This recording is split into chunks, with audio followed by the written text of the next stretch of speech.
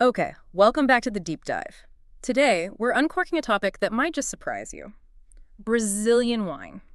Mm. You've probably heard of South American wine from, Chile or Argentina, but Brazil, Yeah, well, it has its own incredibly rich and dynamic story waiting to be discovered. that's right. We've really dug into a stack of articles, research notes, Yeah. all about Brazilian wine and viticulture. Yeah, quite a pile of material. And our mission today is basically to pull out the absolute most important nuggets from all of that. Right. Think of this as your shortcut, getting well informed about this evolving wine scene without having to wade through everything yourself. And we're going to uncover some genuinely surprising facts, explore these really unique regions across the country, Yeah. and introduce you to the specific grapes that are, really shaping Brazilian wine today. So settle in because we're taking a journey together through this material. And honestly, it's going to show you a side of Brazil you might never have expected.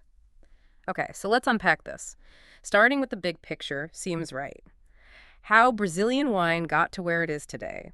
It actually has surprisingly deep historical roots, doesn't it? Absolutely. It was heavily influenced by European immigration, particularly Italian families who settled down in the South, late 19th, early 20th century. They brought their winemaking traditions with them. But it wasn't easy at first, was it? Growing those classic European grapes, Vitis vinifera? No, not at all. Brazil's climate, Mm, it's challenging, lots of humidity, pests, that kind of thing. right. So the early focus was much more on Vitis labrusca, the native or hybrid varieties. They're just much more resistant to those conditions. Yeah. Okay, so that explains the sort of traditional table wines, maybe. Precisely. But the big shift, this recent phenomenon of high-quality fine wine production, Mm. that's really happened in the last few decades. And what sparked that change? What was the driver? Well, it's been driven by focused investment, definitely, plus serious research and innovation. Okay. Institutions like Embrapa, the Agricultural Research Corps, they've been absolutely crucial, developing new grape varieties, new techniques, Yeah. all specifically adapted to Brazil's, unique terroirs. Right. So despite those ongoing challenges, the humidity, adapting to the climate, managing pests, the opportunities now are huge. Yeah, exactly. You've got a growing domestic market, Mm. and it's getting more sophisticated. New regions are being discovered or sort of revitalized, and technology is constantly pushing the quality boundaries. Okay, so moving from that historical overview, let's explore the reasons. Because the sources made it clear they are incredibly diverse. A real tapestry of terroirs. They really are. And the place everyone first thinks of, the traditional heartland, is the South, Rio Grande do Sul. This is where you see that blend of tradition, that Italian heritage, meeting modern innovation. Exactly. The Serra Gaúcha. That's the undisputed core. The landscape, it can feel almost Tuscan sometimes, these rolling green hills. The climate is temperate, humid, but with distinct seasons. You even get surprisingly cold winters with frost. They call it gitas. Okay. And that climate, combined with the altitude, often between 600 and 800 meters, it creates ideal conditions. And this altitude and climate, I picked up it's particularly good for espumantes, sparkling wine. Spot on, yeah. Huh? These conditions really favor sparkling wine production. Key towns there include Bento Gonçalves, often called the capital of Brazilian wine, and Garibaldi. Garibaldi, birthplace of the viticulture there. That's what they say. Its altitude makes it especially suited for those sparkling base wines. I also saw mentions of Pinto Bandeira being important. Yes, Pinto Bandeira is really gaining a reputation, specifically for high-quality traditional method espumantes, the champagne method. Ah, It's even progressed from an IG, an Indicazione Geografica, to a DO, Denomination of Origin. That signals a real commitment to a distinct sort of mineral style. interesting. And Flores de Cuna, another key area.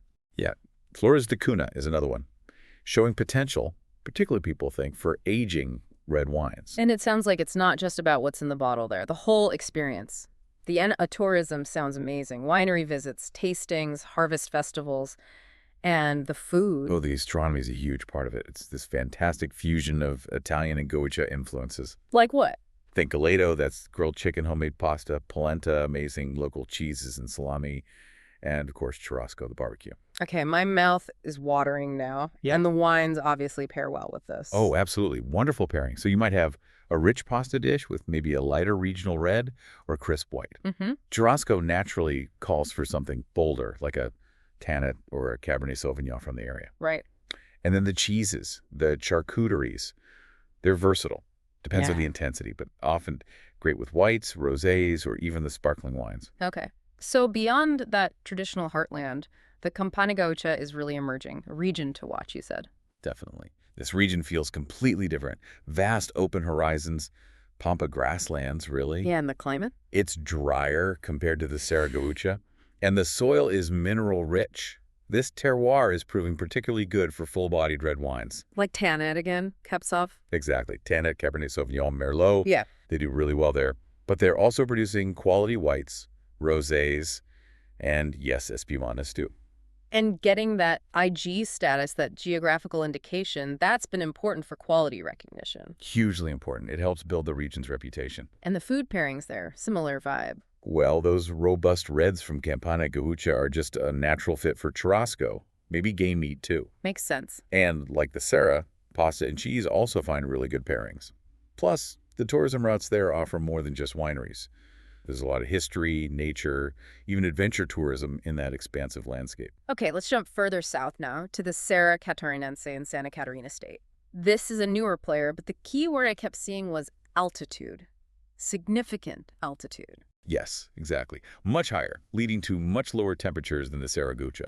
And that creates a really distinct environment. It does. It's particularly good for developing complex aromas in the grapes while maintaining this really refreshing acidity. So what kind of grapes are they working with? You see wineries there really experimenting. People like Villa Francione focusing on Pinot Noir, Leoni Venezia on Cab Sauv and Merlot, Perico with Sauvignon Blanc, Monte Agudo, Villaggio Bassetti doing espumantes. It's quite diverse. It sounds like they're really pushing boundaries. Experimentation, technology. Yeah, there's a definite focus on daring experimentation, using technology to get the best out of that unique climate. They even have a Festival do Vinho de Altitude, high-altitude wine festival. Highlights the unique style, I guess. Precisely. Okay, let's shift gears completely now and look outside the traditional South.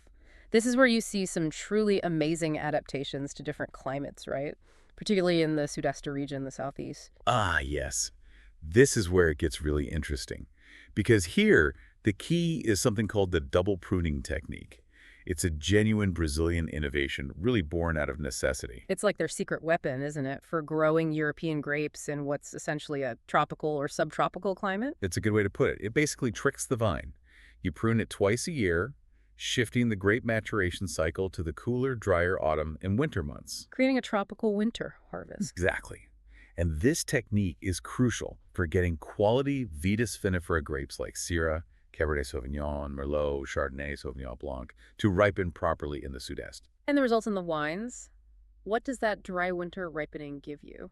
You get wines with real complexity, reds with depth, aromatic whites, delicate rosés, and really elegant espumantes. They have this marked acidity and freshness, really showing that altitude terroir influence combined with the benefit of ripening in the dry season. And I read the varied soils across the Sudeste also add another layer of character. Definitely. Soil diversity contributes a lot. And Espírito Santo state is part of this Sudeste altitude trend as well. Yes, it is. It has its own unique terroir and climate, but follows that pattern. Producers there are also investing heavily in technology, adapting things. What grapes are thriving there? Similar mix? Pretty similar range, yeah. Cabernet Sauvignon, Merlot, Syrah, Tanit for reds, Chardonnay, Sauvignon Blanc, Riesling, Viognier for whites. Still and sparkling. Both. You've got pioneers like Casa Venturum and Calaman doing interesting things there. And there's even a pocket in Rio de Janeiro state.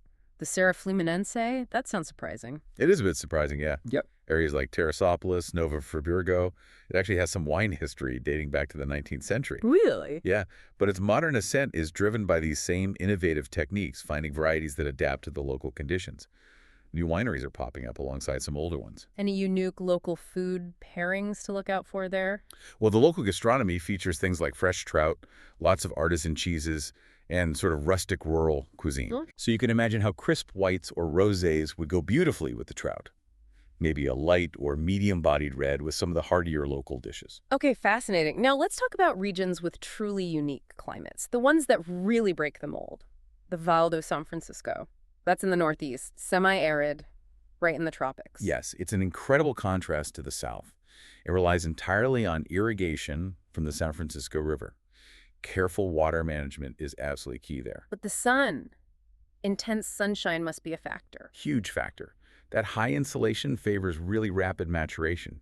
You get grapes with high sugar levels and intense aromas. Which translates into... Full-bodied, expressive wines, very authentic tasting. It's actually fascinating that wines from this tropical, semi-arid region are winning international awards, like at the Concours Mondial de Bruxelles. What are they growing there? A mix, including international varieties you might not expect, like Touriga National, Alicante Bouschet, Grenache, alongside the usual suspects. So the challenge of needing irrigation actually becomes an opportunity because of the guaranteed sun. In a way, yes. Though the ongoing challenge is ensuring sustainable water use, for sure, and managing pests that thrive in tropical warmth. Right. And then there's another one, the Chapada Diamantina in Bahia, also in the Northeast, often called a new frontier. Yes.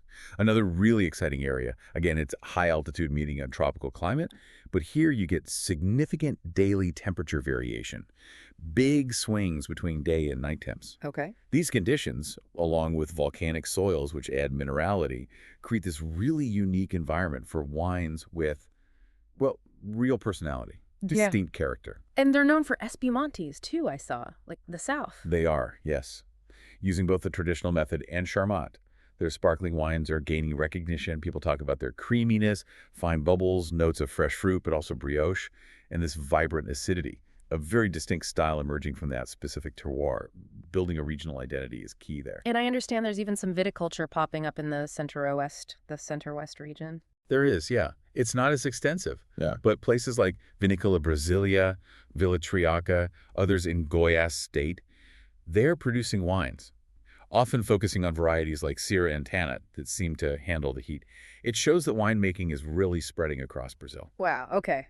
That gives us a fantastic map of the diversity of regions. Now let's talk about the very soul of Brazilian wine. The grapes themselves. And a huge part of that story, as you mentioned, is innovation. Yes, especially the work coming out of Embrapa, the Brazilian Agricultural Research Corporation. They've developed these specific BRS varieties. BRS stands for Brazil, bred specifically for Brazil's tough conditions. And the key benefit you highlighted was disease resistance. That's a massive one, yes. Especially against fungal diseases like mildew, which just thrive in humidity. And why is that such a game changer for the wineries? Well, it means less reliance on chemical sprays. That promotes sustainability, which is huge now. And it makes quality viticulture more viable, more affordable for smaller producers who might not have the resources for constant intensive treatments. Makes sense. So let's highlight a few of these BRS innovation heroes. BRS Lorena, what's its specialty? BRS Lorena is exceptional, particularly for making sparkling wines. It's prized for its freshness, lovely fruit and floral aromas, that vibrant acidity needed for good bubbly, and critically, that strong natural resistance to disease. Okay. And BRS Cora? BRS Cora was actually bred from BRS Lorena, so it inherited that valuable disease resistance. It's a versatile white grape, produces quality white and rosé wines with a really pleasant profile. And it's quite adaptable. It grows well in different Brazilian terroirs. What about reds? BRS Carmem. BRS Carmem is a red grape. It produces wines with intense color, appealing fruity and sometimes spicy aromas. It's known for being pretty resilient and adaptable across various regions. It adds a unique character to blends or even as a single varietal wine. And BRS Violeta, another red. Yes, another red variety. BRS Violeta offers a distinctive fruity and spicy profile, often with more of a focus on freshness and delicacy compared to Carmem. There's ongoing research into how best to manage it in the vineyard, canopy management, especially thinking about adapting to climate change. Fascinating stuff. But it's also important, isn't it, to recognize the historical and cultural significance of the Vitis labrusca and the hybrid grapes. Oh, absolutely. You can't understand Brazilian wine without them. These are the grapes that really form the backbone of the industry for a long time, right? Especially for table wines, what many Brazilians grew up drinking. Exactly that. Isabel is arguably the most popular, a real pillar of Brazilian viticulture. It's highly adaptable, grows easily, has a very fruity character, low cost, used for basic red table wine, juice, jams, everything. There's even a traditional harvest festival called Vindima da Isabel. Right. It sometimes gets a reputation for that foxy aroma, that specific labrusca smell, though I hear that's less pronounced now in modern wines. That's right. Modern winemaking techniques have really helped minimize that characteristic, make it cleaner. Bordeaux, also known as Ives, is another iconic one, produces balanced, fruity red table wines. And Concord, isn't that mainly for juice? Yes, Concord is famous as the base for Brazil's huge grape juice industry. Very sweet, very distinct aroma. And for whites, Niagara is the most cultivated Labrusca type. Big bunches, sweet grapes, used for white juice, and some simple, light white wines. And alongside these workhorses, there are these fascinating rediscovered gems popping up like Peverella. Pavarella, yes, that's a great story. It's an old white grape variety from Italy, was thought basically lost, but it's found growing in the south of Brazil. Wow. And now it's experiencing this revitalization. It's showing really exciting potential for dry, aromatic white wines and also for fresh, crisp espumantes. So it's found a kind of sweet spot in the climate and soil of the South. Precisely. Especially in areas like the Serra Gaúcha and Serra Catarinense, where that altitude and climate seem to suit it really well. It adds another layer of unique character. And of course, we have to mention again that the classic Vitis vinifera varieties, the international stars, they are really succeeding now, too, in the right places. Absolutely. Don't let the focus on adaptation make you think otherwise. Varieties you know well: Chardonnay, Pinot Noir, Tannat, Cabernet Sauvignon, Merlot, Serra Sauvignon Blanc, others. They are thriving in specific Brazilian terroirs, particularly in those high-altitude regions like Serra Catarinense and Sudeste, and also the Campanha Gaúcha. It's about finding the right grape for the right place. Okay. So how do all these different grapes and these diverse regions come together, from the vine to the glass? Let's talk a bit about the process and the styles of wine being made. Right. Well, the viticulture techniques are absolutely crucial, especially when you're dealing with Brazil's climate challenges. We already talked about the double pruning in the Sudeste. Yeah. That's maybe the prime example of climate adaptation in practice. And things like canopy management become extra important, too, I imagine. Oh, definitely. Techniques like leaf removal, shoot thinning, carefully managing the leaves, and shoots around the grape bunches. It's vital to ensure the grapes get just the right amount of sun exposure and air circulation. Prevents disease in the humidity. Helps ripening. Exactly. Both. Yeah. Good soil preparation, ensuring good drainage, that's also key, especially in the more humid areas. And then in the winery, is it all super traditional or is there a lot of modern tech? It's definitely a blend, a mix of tradition and innovation. You see standard practices, of course, temperature control fermentation, careful yeast selection, aging in oak barrels or stainless steel tanks. But also some experimentation. Lots of it. You also see winemakers getting creative, experimenting with things like concrete amphorae for fermentation or aging, co-fermentation, fermenting different grape varieties together, using indigenous yeasts found naturally on the grapes, even trying out barrels made from native Brazilian woods, exploring different flavor profiles. Interesting. And the table wines presumably use simpler methods? Generally, yes. The processes for the basic table wines tend to be simpler, quicker, really focused on preserving that fresh, fruity character for easy drinking. Less complexity involved. And I think I saw a mention of a growing movement towards natural and biodynamic wines as well. Yes, that's definitely happening. It reflects a global trend, of course, but there's a growing interest in Brazil towards minimum intervention winemaking. What does that entail? Things like spontaneous fermentation using only the vineyard's natural yeasts, minimal or no added sulfites, avoiding filtering or fining. Really trying to produce wines that express the terroir, the place they come from, as purely and authentically as possible. It ties into sustainability too. Okay. Let's talk about the finished product, then the styles, because Brazil is definitely making a name for itself, maybe punching above its weight in one particular area. Espumantes, sparkling wines. They are truly a Brazilian strength now and a real point of national pride. People are passionate about them. And they use both main methods, the traditional champagne method and the Charmat method. Yes, both are widely used. The Charmat method, where the second fermentation happens in large pressurized tanks, is great for preserving those really fresh, fruity, aromatic notes, often used for more approachable, everyday styles. Like Moscatel. Exactly. Moscatel is a classic example, Yeah. often made using Charmat or a variation. Then, the traditional method, with the second fermentation in the bottle, adds complexity, those lovely, bready, yeasty, toasty notes from aging on the lees. Right. So what are the main styles listeners should look out for if they want to try Brazilian sparkling? Well, Brut is the classic dry style, typically crisp, citrusy, maybe some green apple, sometimes those toasted notes from traditional method. Fantastic as an aperitif or with seafood, light dishes. Okay. Then there's Moscatel, hugely popular in Brazil. It's sweet, very aromatic, just explodes with fruit and floral notes. Think peach, lychee, orange blossom. Really festive, great with desserts or just on its own. Sounds delicious. There are also lovely, delicate rosé espumantes, usually showing nice red fruit character like strawberry or raspberry. And demi-sec styles, which have a noticeable touch of sweetness, they can be great with fruit desserts or even surprisingly good with things like blue cheese. Interesting. And specific regions known for these? They mentioned Garibaldi and Pinto Bandeira in the Serra Gaúcha earlier. They are key. Yeah. But also places like the Chapada Diamantina are gaining recognition for their unique sparkling styles. And the still wines. Beyond the fizz. A really diverse range, as you'd expect from the regional differences. Reds, whites, rosés, showcasing those terroirs we talked about. The styles vary greatly. You can find powerful, full-bodied reds from Campanha Gaúcha, elegant Pinot Noirs from the Serra Gaúcha, crisp Sauvignon Blancs from high-altitude spots, aromatic whites from the Sudeste.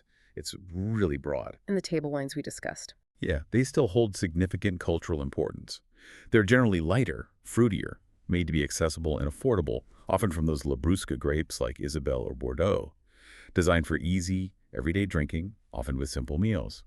Part of the fabric of life for many. Okay, great overview of the styles. Finally, let's look at the industry and market side of things. Who is actually drinking all this Brazilian wine? Is it mostly export or? No, the domestic market is huge. And crucially, it's really changing. The Brazilian wine consumer is evolving. How so? Well, generally, they're getting younger. More middle-class consumers are coming into wine. They're increasingly informed, curious, actively seeking experiences, not just a product. Right. And there's definitely a noticeable shift towards valuing quality and origin, understanding regional differences. And importantly, they're integrating wine into more diverse, everyday occasions, not just saving it for special celebrations. They're exploring different labels, region styles, and showing a growing interest in national wines. That's key, the interest in national wines.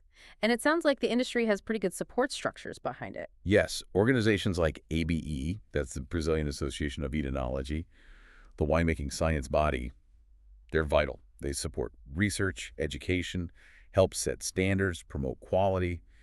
Government bodies also play a role with legislation, information systems like CVIBE, which tracks vineyard data. And collaboration seems important, too, between researchers and producers. Absolutely essential. Those strong partnerships between universities, research institutions like Embrapa, and the producers themselves, they're crucial for driving innovation, adopting new technology, developing skilled labor. All of that helps competitiveness and pushes sustainability forward. So how are Brazilian wineries getting the word out about this whole evolving scene? How are they reaching these new consumers? Well, modern marketing, obviously. Social media is huge. E-commerce allows direct connection with consumers. But enotourism is also incredibly powerful. Right, those winery visits you talked about. Exactly.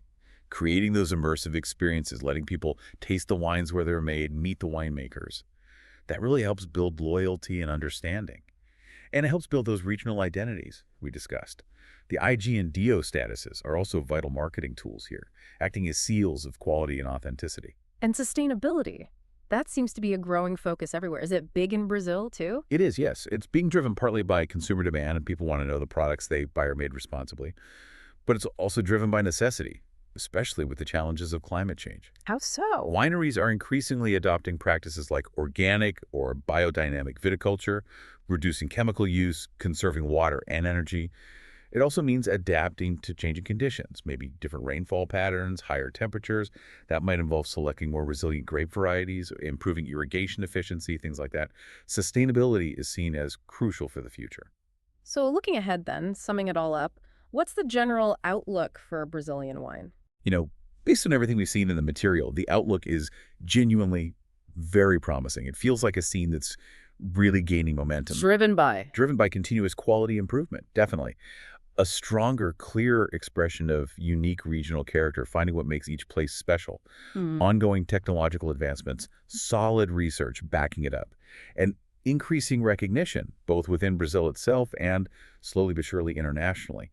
It feels like a collective effort involving producers, researchers, consumers, and the potential is definitely there for Brazil to become a much more significant player on the global wine stage. Wow, okay.